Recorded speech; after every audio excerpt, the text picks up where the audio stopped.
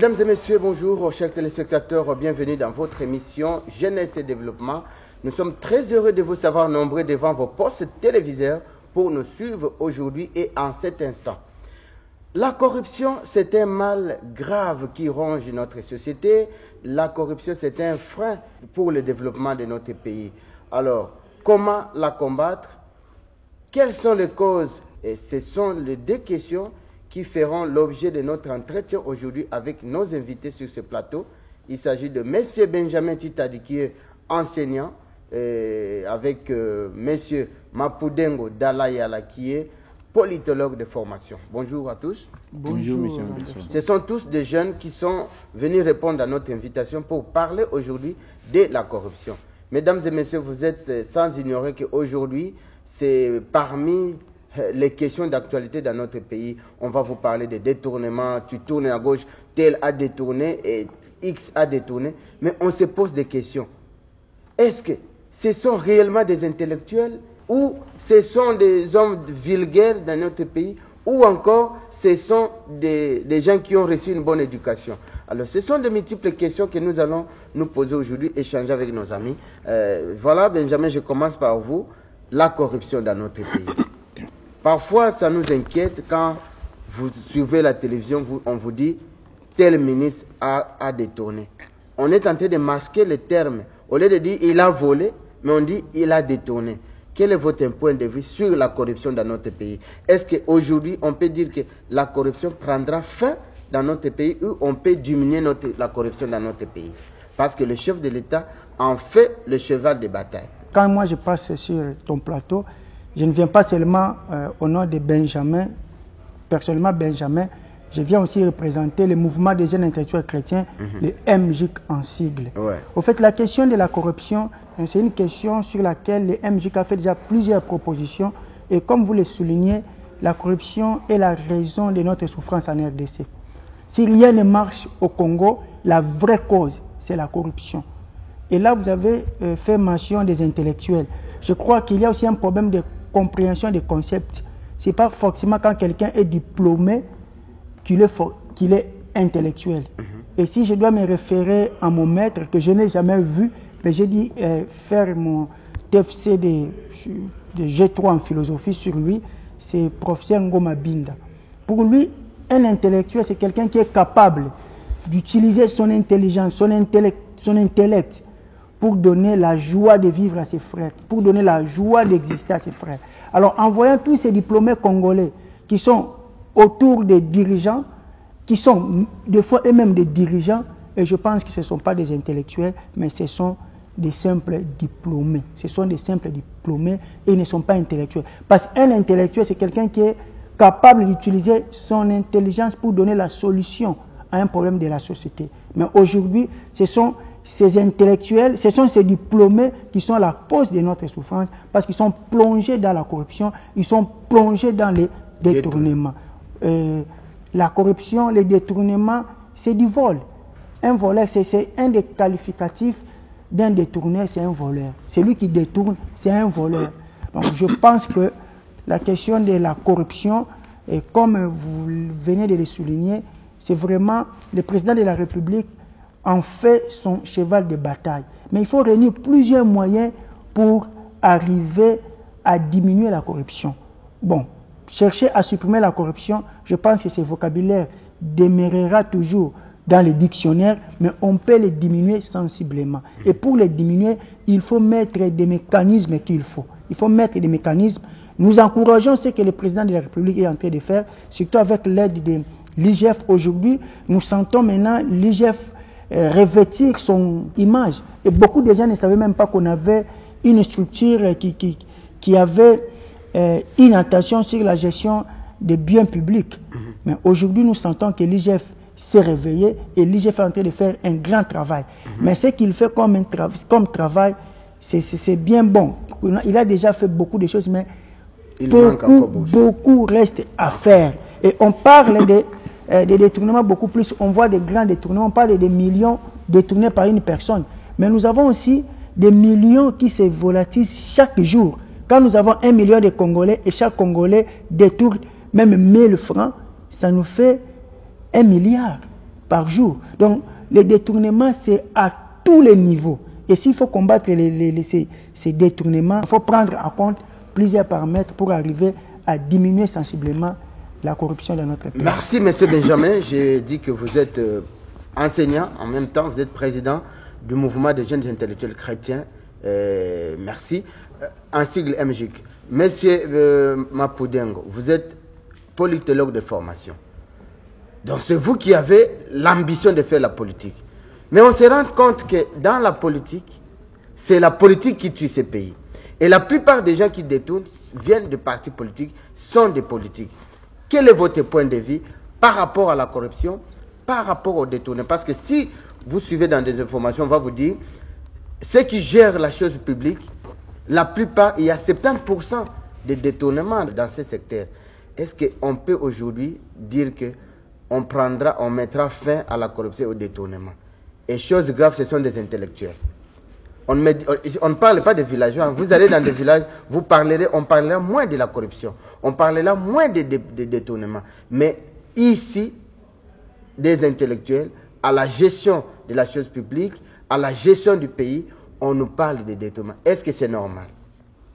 Je suis très content de venir encore une fois, M. Anderson, de participer dans notre émission Jeunesse et Développement, puisque vous savez, l'information, c'est l'élément essentiel de la vie civile.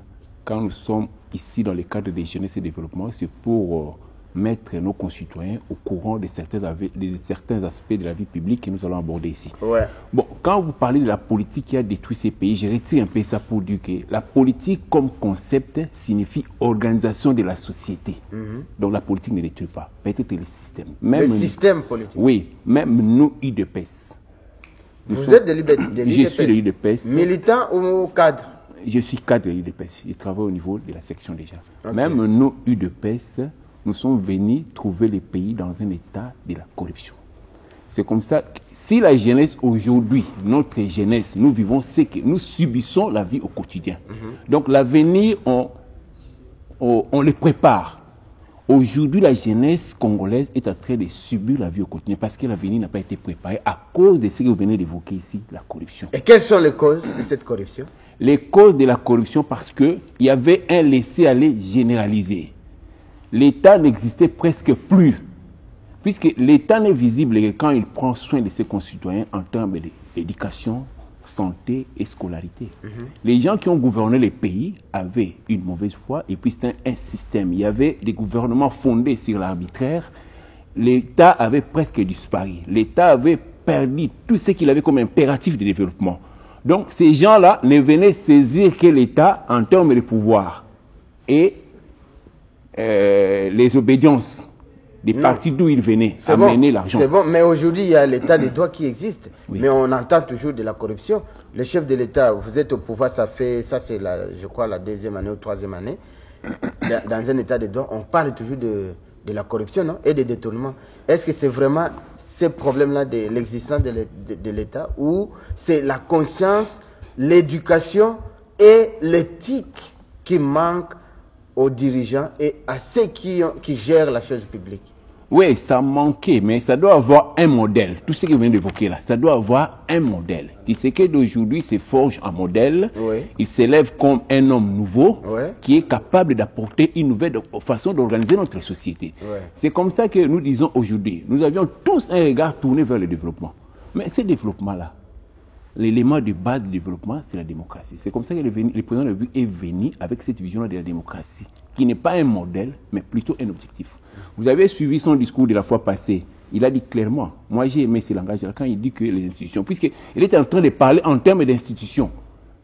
Institution président de la République, dans l'article 68, il y a l'institution Parlement, gouvernement, il y a cours et tribunaux qu'on détermine comme institution politique.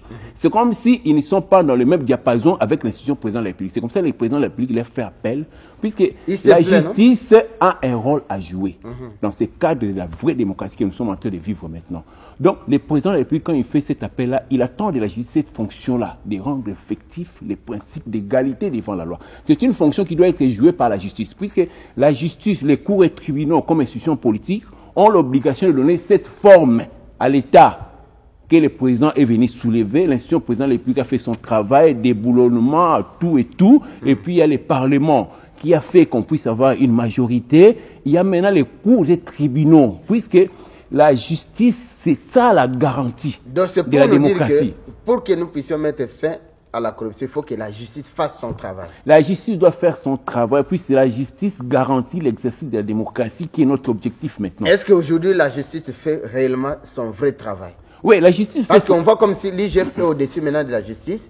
Même la mission des parlementaires ne se sent pas. C'est l'IGF qui fait mieux le travail maintenant, alors que les parlementaires aussi devraient contrôler la gestion de la chose publique. C'est comme si ces rôles-là des parlementaires n'existent presque pas. Non, l'interpellation du président de la République nous prouve qu'il sait comment se situer.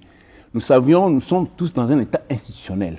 Donc un état composé des institutions où chaque institution doit faire son travail.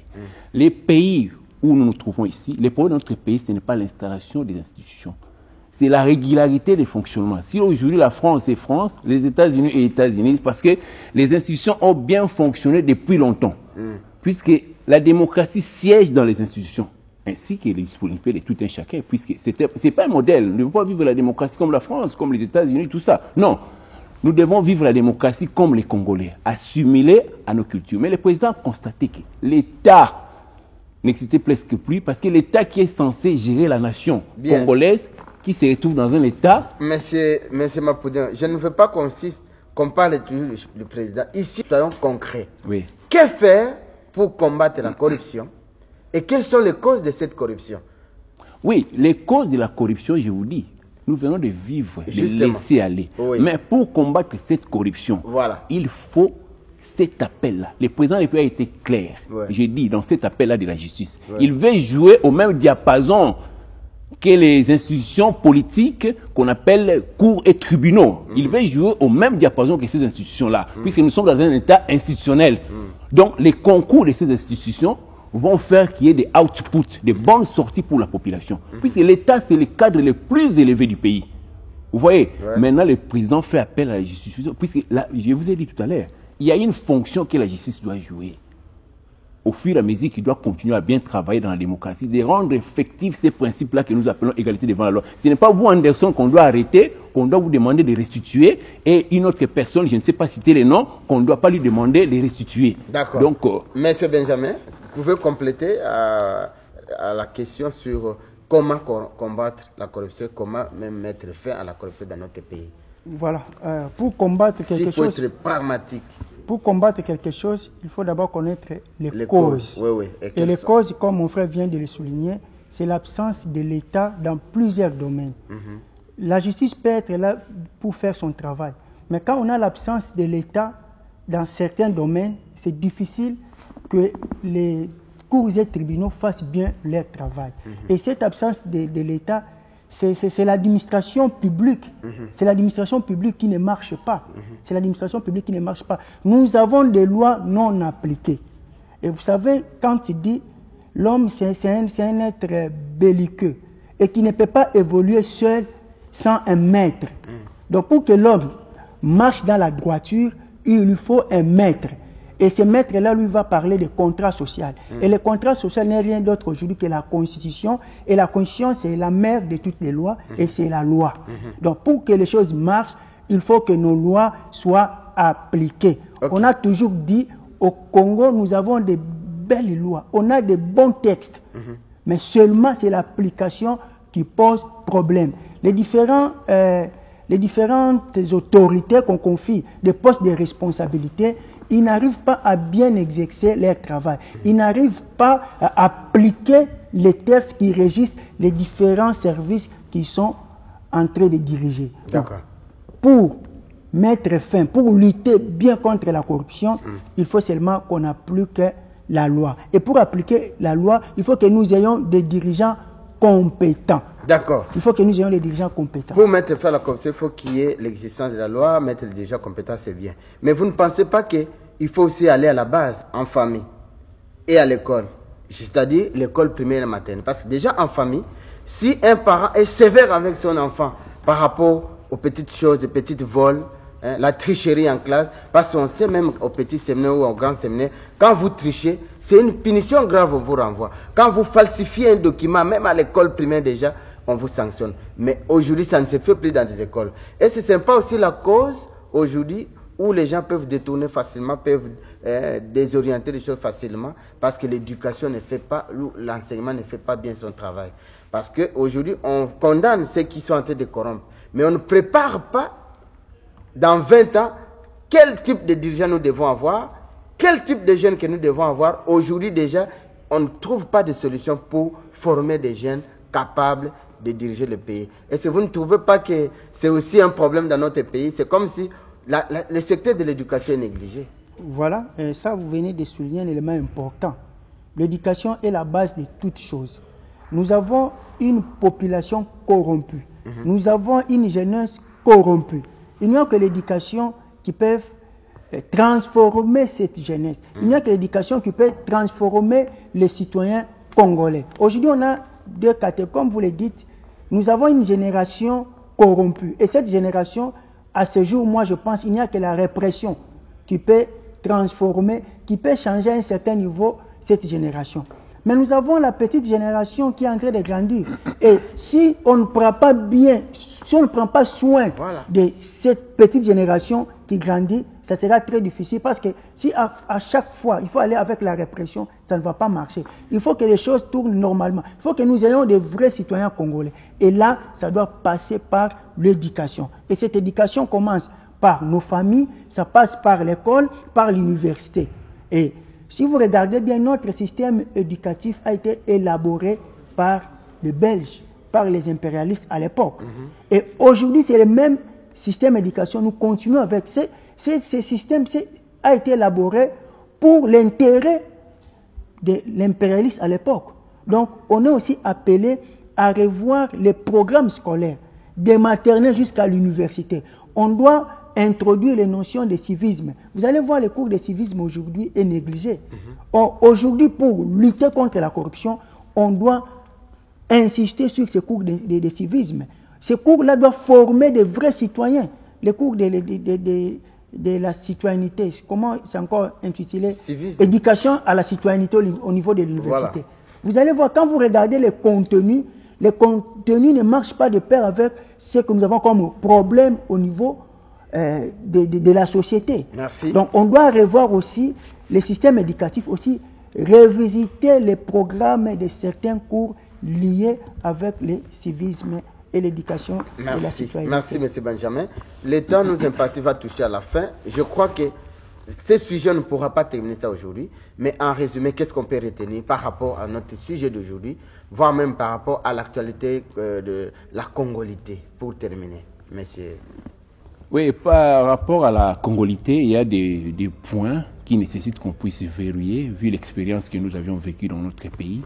Mais par rapport à ce que vous venez de dire de la corruption, il y a un modèle.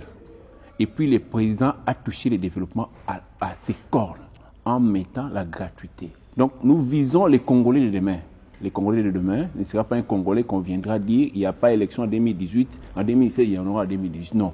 Le président de la République a fait qu'on puisse arrêter cette hémorragie dans l'ignorance. Donc combattre l'ignorance et puis en matière de gouvernance, le président a un double travail effectué. Donc conquérir aujourd'hui avec cette pauvreté qui nous a été créée, qui est devenue comme une fatalité, mais créée par les dirigeants qui avaient notre destin, qui ont joué avec ça. Aujourd'hui, nous, jeunes Congolais, nous souffrons parce que notre avenir n'a pas été préparé. Le président fera quoi? Il va faire en sorte qu'il puisse bien travailler. Les Congolais, aujourd'hui, retrouvent son pouvoir d'achat, qui n'est rien d'autre que la production, et puis chercher comment sécuriser le futur. Il y a, dans les domaines de gouvernance, il y a l'État, les pouvoirs et la nation. Le président de la République fera en sorte que tout cela soit... Seulement le président de la République? Oui. Non, avec... non, je dis ça pourquoi? Parce que le tout commence à la tête. Okay. S'il n'y a pas un modèle, au jour le jour, le président de la République, quand il se réveille de son lit, il doit se dire qu'il est un homme nouveau, capable de nous montrer une nouvelle façon d'organiser la société. Merci. Merci Benjamin. S'il faut citer par rapport à la question de la lutte contre la corruption, donc comme je le disais au début, il faut mettre en place plusieurs mécanismes pour lutter contre la corruption. Et parmi ces mécanismes, je peux aussi souligner l'injustice sociale. On voit seulement des grosses sommes qu'on détourne, mais si vous évaluez ce qu'on détourne au niveau du petit peuple, ce qu'on détourne par jour, ce sont des milliards. Parce qu'aujourd'hui, dans la tête des Congolais, partout, il est Madé Souabana. Dans tous les coins, vous allez voir même nos policiers partout, même des gens de sécurité, même des gens qui ne sont pas policiers. Quand vous entrez quelque part, Madé Souabana, déjà vraiment, c'est inculqué dans la tête des Congolais, il faut les sortir.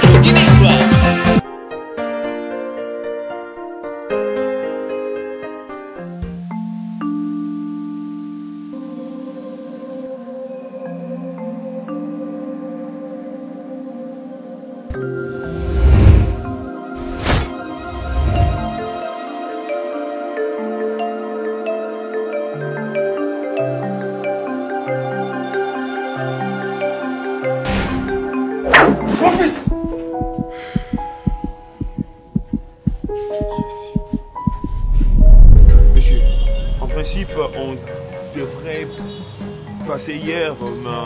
On n'a pas eu le temps, on est passé aujourd'hui. Mais hier, c'est pas aujourd'hui, madame. Là, vous devez l'appeler pour prendre un autre rendez-vous. Parce que nous, on ne passe pas.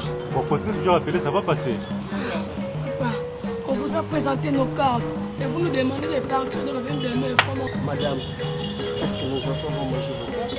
Madame, c'est comme ça que vous causez avec les gens.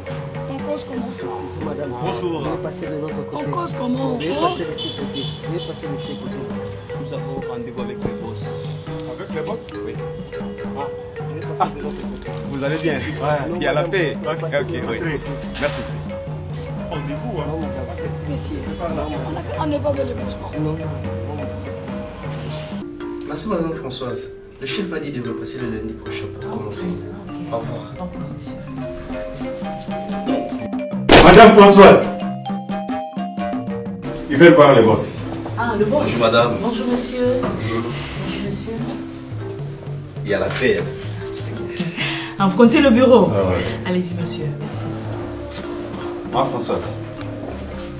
Ok. Ok.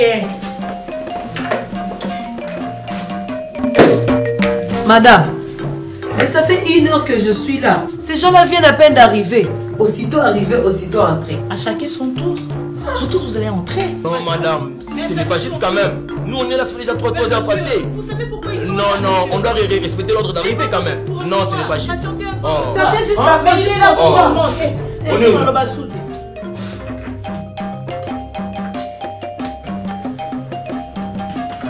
Madame, merci beaucoup. Ah. En tout cas, merci beaucoup. Ah, merci. On m'appelle les boss. Okay. À la prochaine. À la prochaine, monsieur. Au revoir. Madame, vous, c'est Madame Maria. Oui. Et monsieur? Jean-Luc. Ok, madame, je vous annonce. Hein? Ah, après 1 heure. Mais madame, je vous ai d'attendre, non? Mais non, vous allez entrer. 1 heure, c'est je vous annonce.